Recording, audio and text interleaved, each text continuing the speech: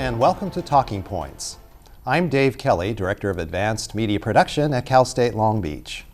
Today we're going to be talking about the possibilities of high-technology warfare in both cyberspace and outer space.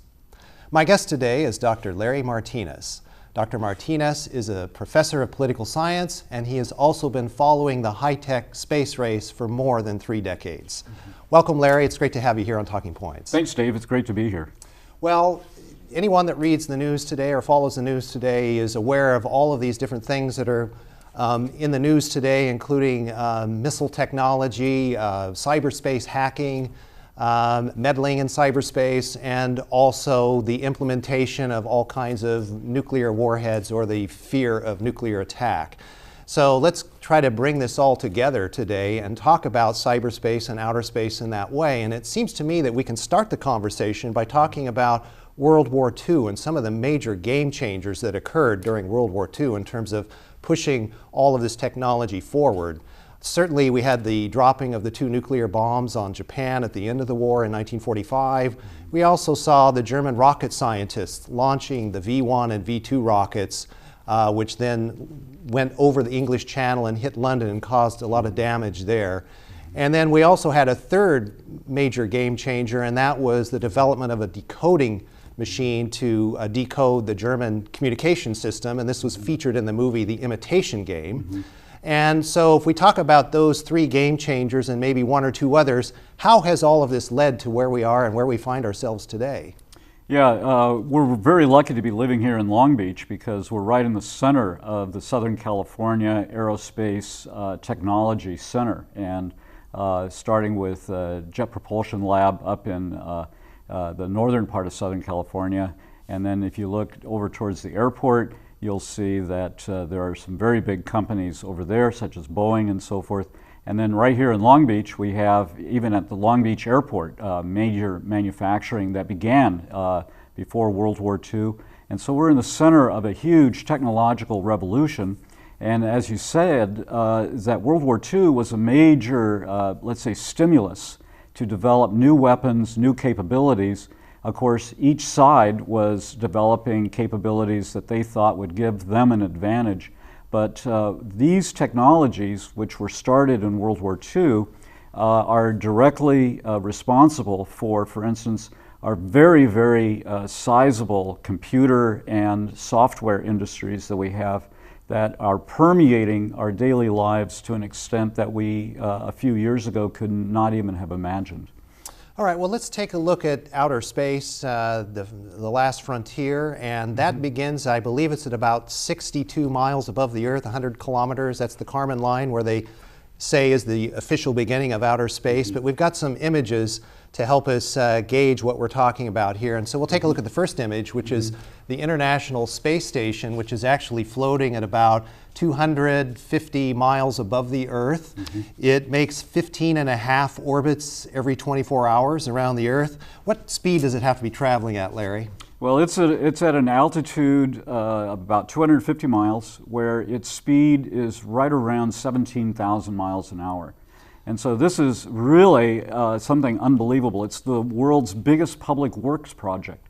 It involved more than 20 countries.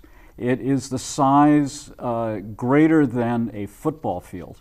So if you can imagine a football field floating in space but traveling at 17,000 miles an hour, it just boggles the imagination. And let's go to the next image. You can see on that one that we actually see the horizon there and the curvature of the Earth. So that's the view from 250 miles up. As you mentioned, the length of that craft is about 120 yards or so, as long as a football field, and then some, plus the end zones, I guess. And so basically that's a very large orbiting craft. The satellites we're talking about today are not anywhere near that size. So let's take a look at the next slide, and we can see that the typical satellite is much more like this. This is actually the GeoStar 1 satellite, and it's actually fairly small in terms of physical size in outer space. If you look at that center section there, which is a rectangle, that center section is about 4.5, 5 feet across and up and down and so forth. So if you could, in a humorous vein, if you can imagine a large clothes washing machine, or maybe the stovetop oven in your kitchen floating around in outer space, this is kind of what it would look like with some wing flaps on the side.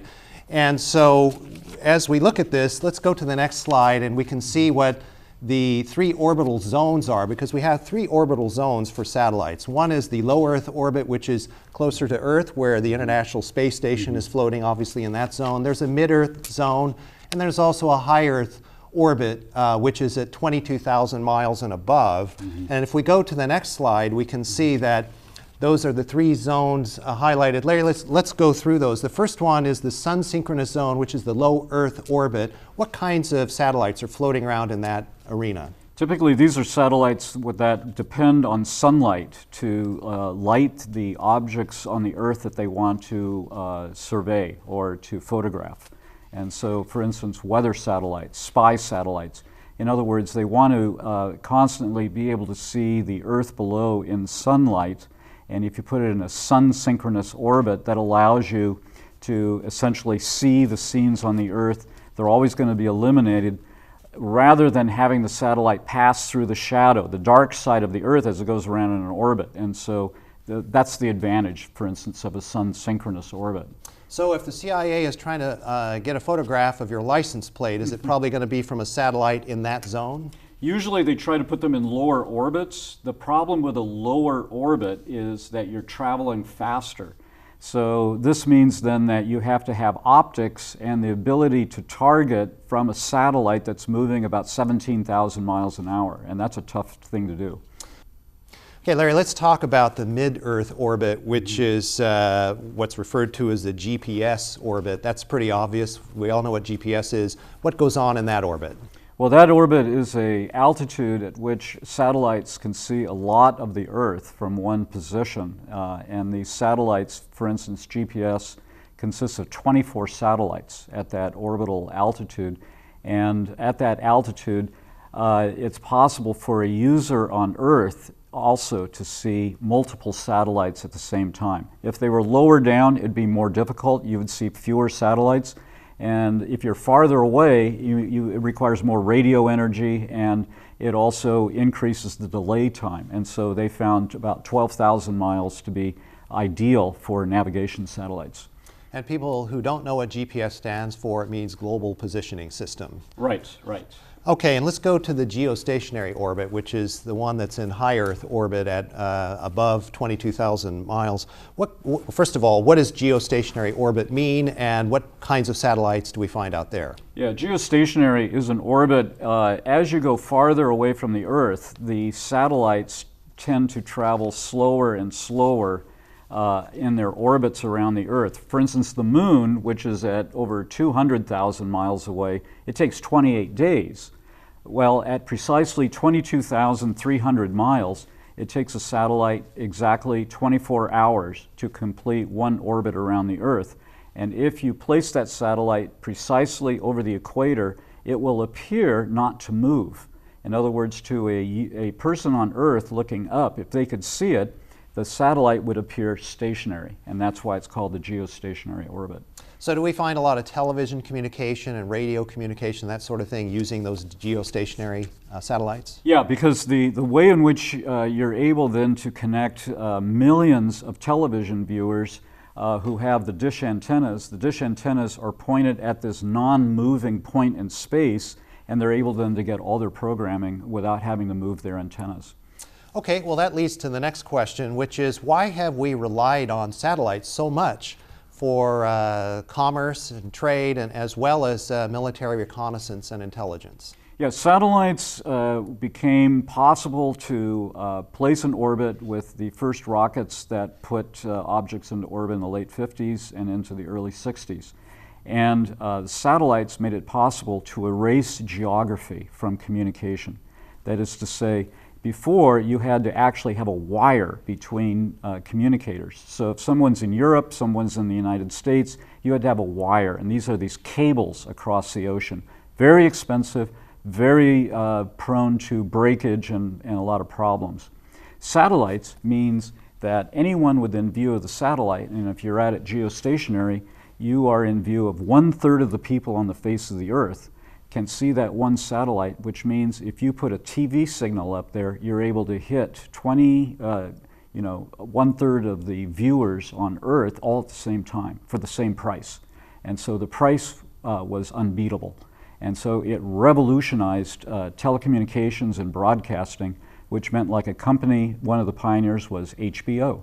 HBO said, let's transmit movies from a satellite, and all the cable systems can see the satellite all at the same time, and it made a huge amount of money then for HBO, and it took advantage of these big economics savings that you could have by erasing geography. And with military, obviously, there are other surveillance and intelligence gathering capabilities, as well as communication and being able to direct drones and that sort of thing from those orbiting satellites. Let's talk about the vulnerability of satellites, because they do have some vulnerabilities, and what kinds of things can happen to threaten satellites. Okay, what's happening now to satellites is there's a vulnerability to satellites that is similar to the vulnerability we see in all computerized digital technologies, and that is the increasing use of hacking or illegal software that can disrupt the normal operations of a satellite. So in the same way that somebody can hack into your computer and disable your computer, it's now possible to do that to a satellite. The military relies on satellites for all those cost savings I mentioned before. And if these satellites, however, are vulnerable now to software hacking, the US military and the militaries of many other countries of the world that are also using satellites, they're becoming increasingly concerned that their satellites are going to be vulnerable even more in the future due to the software hacking attacks that could disable them.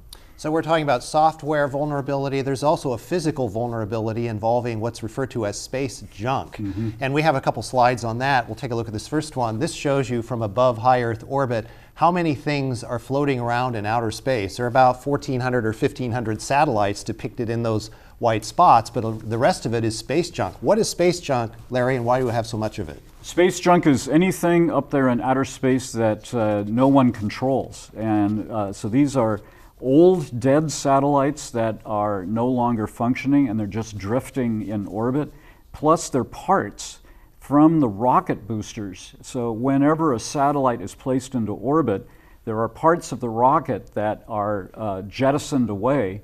And the other problem is that there's propellant left on the rocket boosters as they go up and push this satellite into orbit.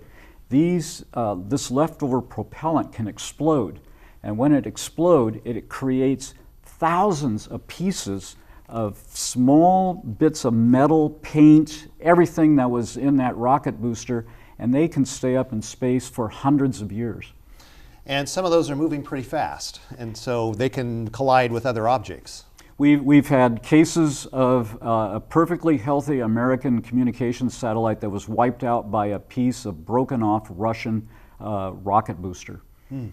All right, we have another slide which shows the low Earth orbit congestion in space. In fact, the head of the U.S. Air Force Space Command, General John Raymond, says space is becoming very congested, very contested, and very competitive. Mm-hmm. And this gives you a good idea as to why he said that. Larry, we got just a couple more things we want to talk about before we go to the break, and we only have about a minute. Also, we have this idea of, speaking of the Air Force, the Space Command, we have a slide now that shows us a satellite space situational awareness program. These are two satellites that are operated by the Air Force that are essentially spying on all the other satellites, and they're observing and monitoring the other satellites. If we go to the next slide, we can see that we're tracking the orbital tracks here and the movement of the satellites. So we see a ring around the Earth, and that's an orbital ring, and those green and red lines show movement of individual satellites up and down in their orbit. Why are those satellites moving?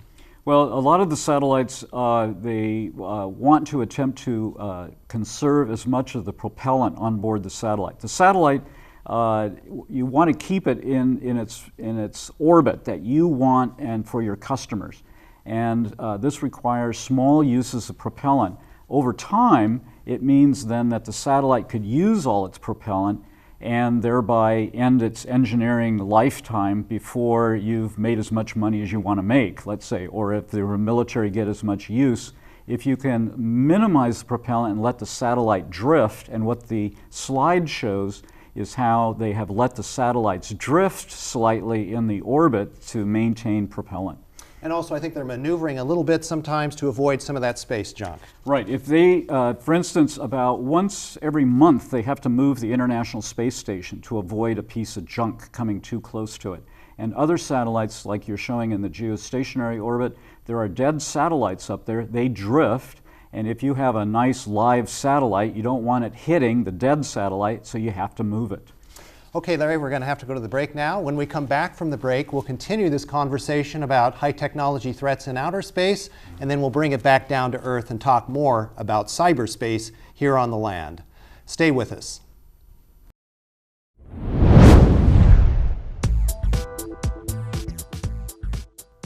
International business, huh?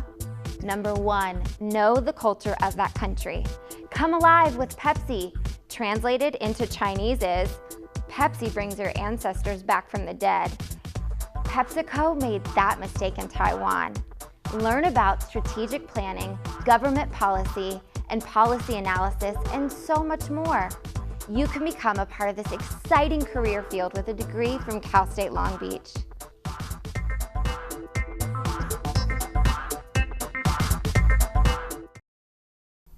Welcome back to Talking Points. I'm Dave Kelly, and my guest today is Dr. Larry Martinez, and we're talking about cyberspace and outer space and technological threats in both cases. We were talking about outer space, and Larry, let's just continue that for a moment before we come back down to Earth. What about missile and missile defense systems that we've been hearing about a lot in reference to North Korea and to a certain extent with Iran? Are we able, with the so-called Aegis missile defense system, are we able to knock down missiles in flight, incoming missiles with these interceptors? And if so, are we 100% reliable on that? And if we're not 100% reliable, what do we need to do to make sure we're covered in any case? Yeah, this is a very perplexing problem because anti-ballistic missile systems has been likened to hitting a bullet with a bullet. And so these are objects traveling many thousands of miles an hour, and they can evade your defenses. And so even though you attempt to test this as under conditions as close as possible, you'll never get actually to real wartime conditions of where someone's sitting at a screen seeing blips coming towards a U.S. target, and you have to decide whether or not to fire your air defense ballistic missiles against this object. We have been testing those. They depend also on outer space satellites in order to detect first the launches and then also the trajectories of these systems. And so it's extremely complex. They've run tests, but again, no one is really sure unless you're actually testing it in wartime just what the probability is of being successful. What I'm hearing is it's not 100% reliable. At least we can't count on that at the moment. So if it's not 100%, that means missiles might get through. That's a problem, obviously. So what do we need to do to make sure that we're still not hit? There is another strategy, and I think you're going to refer to the zero-day strategy. Well, what people are looking at all the more closely today is the fact that you don't need what they call a kinetic kill vehicle. That is something that kills by hitting, actually physically hitting the object as it's moving through space or the upper atmosphere. Instead, you could disable an incoming missile or a warhead by disabling its software. All these are computers.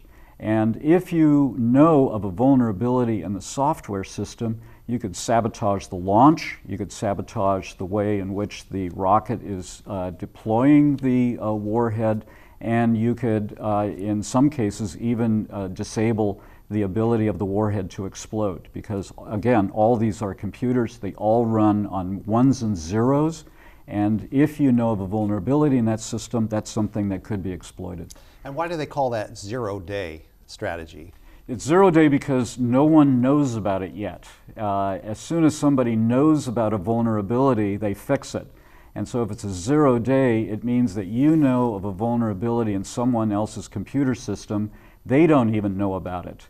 And so that's something you keep under very tight wrap so that no one then of your opponents would know that you know about their vulnerability. They're trying to find all their vulnerabilities, but they may not be as skillful as you are in detecting these software vulnerabilities, and that's why it's called a 0 day. Let's talk about what's called an EMP bomb, or an electromagnetic pulse bomb. This has been another concern, that a rogue nation or even a terrorist organization could launch a nuclear missile into outer space. Doesn't have to hit the Earth, it just has to explode over the Earth and then cripple the electrical grid. How would that actually work, and why are we vulnerable to that kind of attack? Yeah, these are weapons that would be more, let's say, appropriate for countries that don't have very good technology. And so a rogue nation typically doesn't have the ability to precisely target their missiles, but you don't have to precisely target it if you have a nuclear device that you could get in the vicinity of your target, explode it in the high atmosphere, and what it creates is a spike of incredibly intense radio-electrical energy that burns out chips on the ground. And so anything exposed with a wire or anything that would be in the reach of this spike of electrical radio energy potentially could be disabled. And this is the poor country's bomb, let's say. That could really send an area like the United States back to the Middle Ages. Mm-hmm. It's very scary. And also there are other concerns about solar flares. We had a solar flare in 1859 called the Carrington event, which was a very intense blast of solar energy, which is of course electromagnetic energy. Burned up a lot of telegraph lines at that time. Is that another threat to our electrical grid? Yes. We've had not as intense as the Carrington event. We've had other solar events. These are huge clouds of charged particles that hit the Earth, and they're so energized and they're so massive that they're able to break through our magnetic field, and they actually then are affecting any exposed wires on the ground. And so back in the 1970s, there was a major outage in the eastern United States that was caused by a solar flare. And this could happen again. Once again, the United States is looking at how do we harden our power grid to withstand that kind of attack. Let's talk about the internet for a moment, because a lot of people say, well, we've got the internet today so we can communicate, and a lot of people have been, I guess, raised on the notion that, well, the advantage of the internet is if Washington, D.C. goes off the map through some sort of attack, the rest of the system is intact, and so we don't rely on one central command system. Mm-hmm. But that doesn't take into account another issue involved with information redundancy, and that is everything has to come from a server at some point. Mm-hmm. And we have root servers that control domains and so on, and there are apparently surprisingly few clusters of root servers. Explain what a root server is, and that whole issue about clusters and why that might be another vulnerability. Yeah, the internet was invented in 1969, not by Al Gore, but it was invented in 1969. And it was invented by creating packets of information. And these packets are, you could think of them as letters. And letters and the postal system work great as long as everybody knows where the addresses are. And this is the same for the internet. Every single bit of information on the internet has an origin, that is the from address, and it has a destination, the to address. Well, there's got to be a post office that has a record of all these addresses, and this is the root server. So even though the internet is highly resilient, it still relies on its post office. And it's this post office that maintains order in this big world of billions and billions and billions of these packets flowing around. They all know where they're going because the post office knows where they're going. If something like a software hack disrupts the post office, the internet grinds to a halt. And that is troubling. What about the protection of the electrical grid? We were talking about that a moment ago. We were just talking about the internet and the electrical grid and so forth. There are some positive notes. We're getting close to the end of the program now. We want to emphasize a few positive notes that we know, and one of those is the development of microgrids and solar power and some of these other technologies. Are those a good step forward? Yeah, because what we're looking at now is, let's say, having what's known as a smart grid. And the smart grid is something like the internet because it can move electricity around as it's needed. And so if one area becomes disabled, the smart grid can lock that area off and prevent it from disabling other parts of the grid. And the other positive development is the rapid decline in the prices of solar power, of other forms of electrical generation, and the price of storing it. And so somebody like Elon Musk is proposing to build giant battery factories.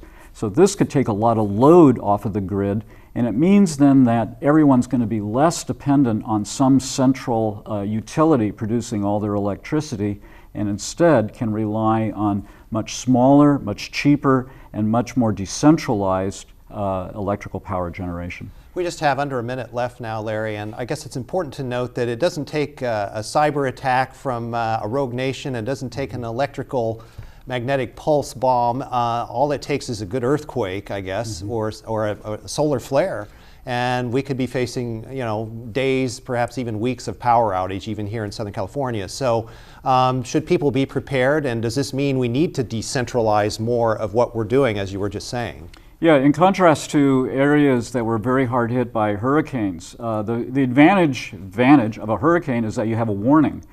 We have many satellites up there that tell us where the hurricane's going and how strong it's going to be. Earthquakes, we don't have that warning. So in that way, earthquakes force us to be resilient. We have to plan for the collapse of our power grid. The cell phones will no longer work. And so what we can do as citizens is take advantage of these technologies and make plans for what we're going to do when the big earthquake hits, and have a communication plan, have a backup means of communicating with other family members. And these new technologies can greatly aid that. Even as they create some vulnerabilities, they also create greater resiliency. And so if we exploit that resiliency, we can come out ahead. So it sounds like our survival may depend on greater resiliency, less decentralization, and better planning in the future. The internet is a great enabler, and we have a generation of people who are very comfortable dealing with multiple technologies and multiple platforms. We have the internet now in our cars, we have it in our airplanes, we have it in all areas of our life. If we use these technologies, we'll be better informed, and if we use them smart, we can then use these to our advantage and to overcome something like a giant earthquake in Southern California. Larry, we've run out of time, but I want to thank you for being here today. Thank you. I enjoyed it. And thank you for joining us for this edition of Talking Points. Join us again soon for the next episode. Until then, I'm Dave Kelly. Have a nice day.